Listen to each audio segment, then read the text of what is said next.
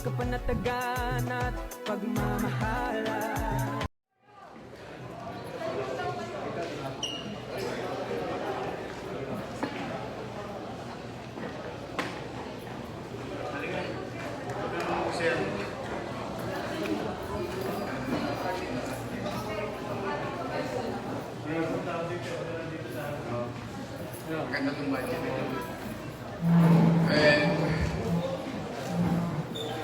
Good afternoon, ladies and gentlemen. We would like to inform the people of Manila that we are about to sign the 2022 annual budget of the City of Manila, 22.2 billion pesos. Despite of the pandemic, despite of hardship and making funds available sa hirap ng tao, pinagpapasalamat ko sa mga taxpayers of the City of Manila because there is a continuous growth from before I became mayor. It's about 18 billion. Then we went up to 20 billion.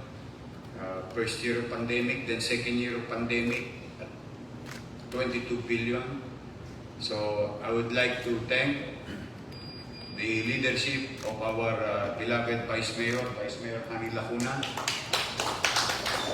And of course, yung ating mga konsihal nandito. At kahit na may pandemya, tuloy-tuloy ang budget preparation to our majority floor leader, Joel Chua, sa mga department heads. Out of 22.2 billion, we are proud to say that 53.86% of 22.2 billion will go to social services to the people of Manila. Yes. Tao muna ang mauna sa Maynila sa 2022. As I've been saying, itawid natin ang tao, ang karaos ng tao, maramdaman nila na yung pera ng syudad, makamit nila in the form of goods, cash, and the biggest portion of it is health, education, and social amelioration program of that 53.86%. So what happened in the first 6 months of this year na walang nagutom, 700,000 families were given food packs for 6 months.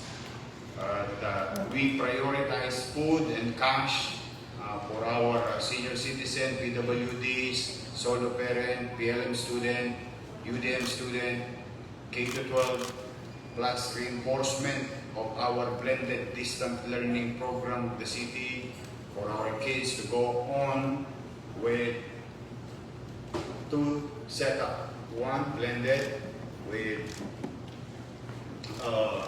equipment, bandwidth or internet, the same thing with our teachers, plus preparing our kids for face-to-face schooling, as like what Dr. Magdalena Lim said this morning. I am fortunate and grateful to the Department of Education that Manila is one of the accredited city who were allowed to go on face-to-face because of our preparedness as a city through the help, of course, of the Division of City School. At yung ating pagbili pa ng mga gamot, at gamot. Remdesivir, tocilizumab, molnupiravir, and baricitinib. These are expensive medicine that are available in the city, and hopefully, may awa ang Diyos, we can continue to acquire such medicine for the people of Manila or any person, any human being for that matter, to have an access to it. Mahirap, middle class, kahit sino pa, kahit mayaman, mabuhay lang yung tao. And we are looking forward for next year, the opening of Bagong Hospital ng Maynila, fully air-conditioned with upscale equipment. And of course, we continue to believe, and we believe, in our medical frontliners in their respective specialty, that it will be manned by qualified, efficient, professional medical frontliners. So, yun po ang para sa kaalaman ng mga batang Maynila, that out of about 11 plus billion will go to you out of 22. So, medyo binawasan natin yung mga pagawaing bayan sa kalsada. Nilakihan natin yung portion na makaramdam naman ang taong bayan sa lungsod ng Maynila, na may gobyerno sa Maynila, na may masasandalan sila. And city government is always predictable and certain with our direction. Life and livelihood. Yun ang direction natin sa 2022. At patuloy tayo maghahanda dahil sa itong Omicron, no, na kinakatakutan ng ating mga kababayan. It may, and I hope not, it may come to the country because we're still in a pandemic situation. But rest assured, yung ating mga kababayan sa lungsod, we will continue to vaccinate and protect. And modesty aside, and I'm proud to say to our Manila Health Department, as we speak, the City of Manila cooperated, helped the national government's direction with regard to the new program, which is what they call National Vaccination Day. The Manila Health Department participated in this program.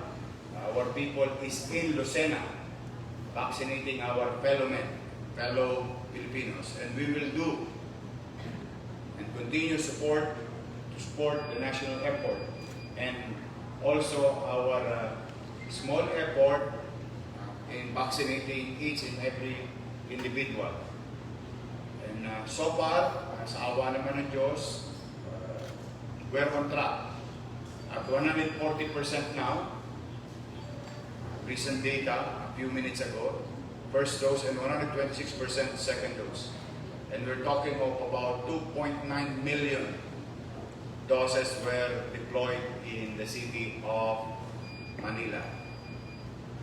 That includes also for our 12 to 17 years old, and the booster for our A1, A2, and A3.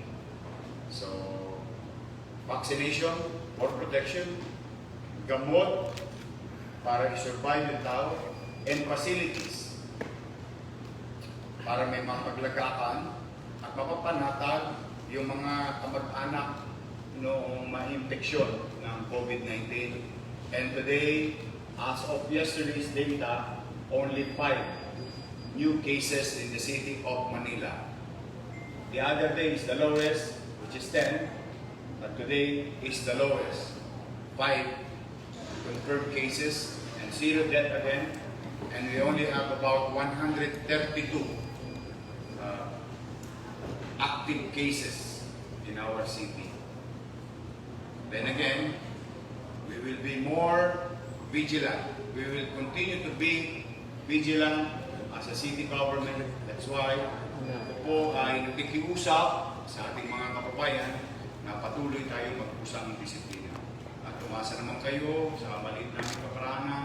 As you are going to witness today, we will continue to be efficient, in expenditures. We will find ways as much as possible to give free, better health care for each and every one, not only for COVID-19, but also for other diseases, especially, tawag ko nga doon sakit mayaman. Yung mga nagda-dialysis. Kasi talagang pagka mahirap ka, most likely. And I'm happy to share because of the newly built dialysis center with upscale equipment in Santa Ana Hospital. So we will build more to come for our health sector, for our education, for our social amelioration, and more decent housing, in-city vertical housing for the people of Manila para sa mga squatter nating kababayan at yung mga nangungupahan, magkaroon rin sila ng pagkakataon na may bahay na mauwian. With the help of our congressmen in the city and members of the City Council and our congressman here, Congressman Yul Servo, one of the 6 congressmen of the city, we will continue to align our resources towards a particular goal, which is tao muna. Mauna muna ang tao, itawid natin ang tao, makaraos lang, maiksang lang yung suliranan nila. So thank you. We will answer some questions later, but for the meantime, we will sign this annual budget.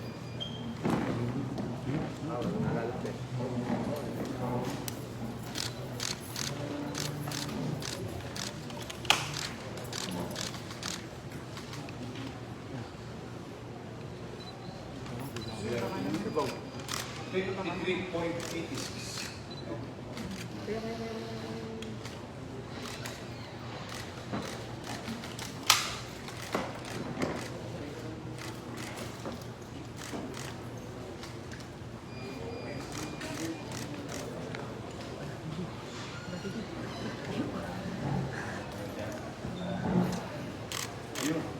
Para may kopya yung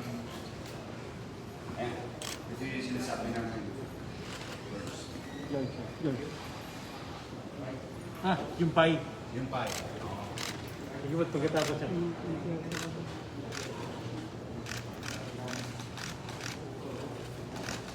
That first.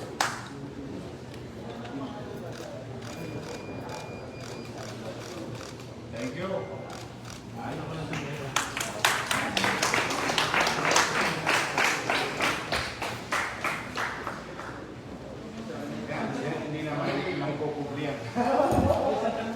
Yes, sir. Okay.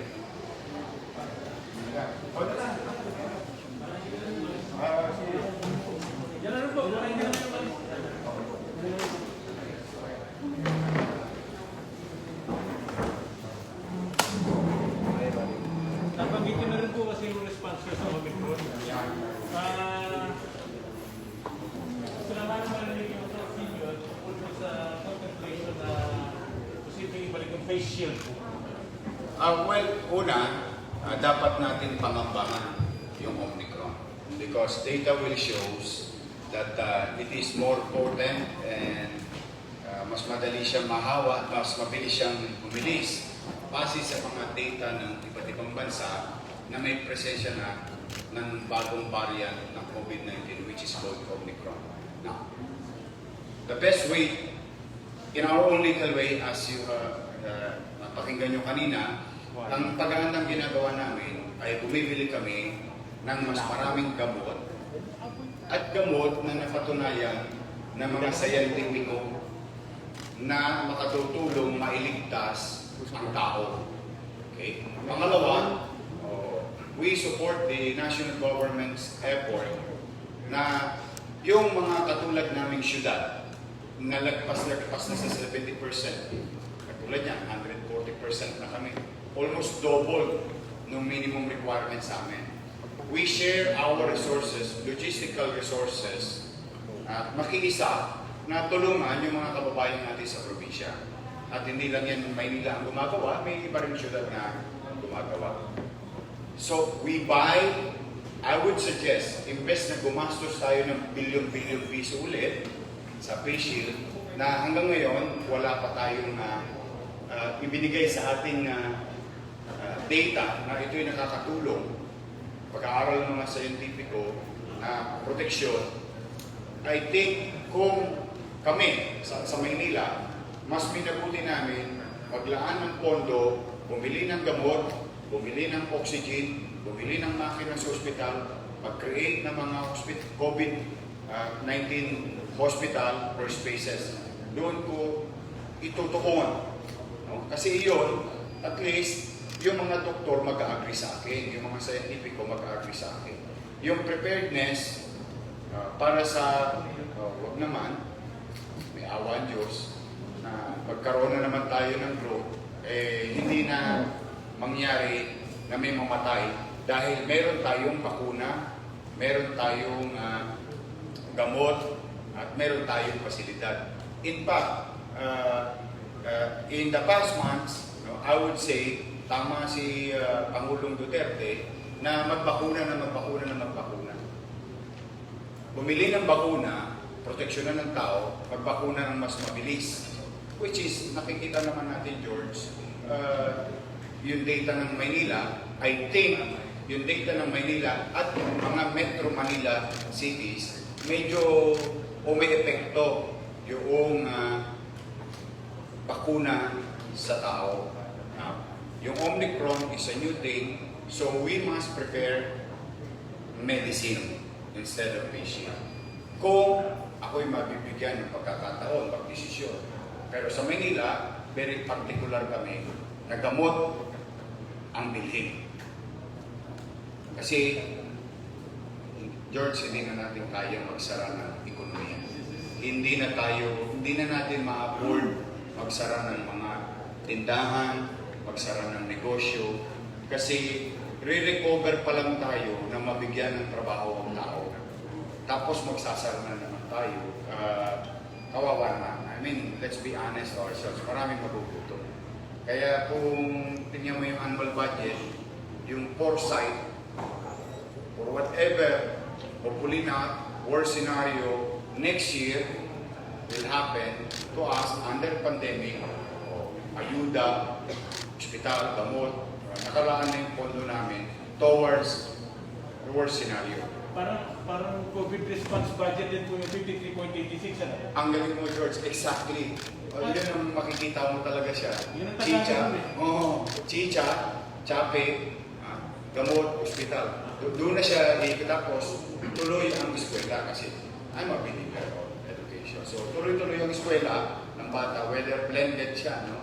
Or akwalan na, or baka bumalik ulit sa bahay. So may paghahanda. Tapos may pagkain, may konting financial assistance yung bawat tao sa Manila. So tama ka. Very responsive yung 53.86 na budget sa COVID. Yung more than 11 billion pesos po na budget na yon for 2022 for COVID response, ano po ang disparity nun? I mean, how near or far dun sa 2021 budget? Mas malaki ito. Gano'n po kalaki? I think mga 2.3 billion ang dagdag.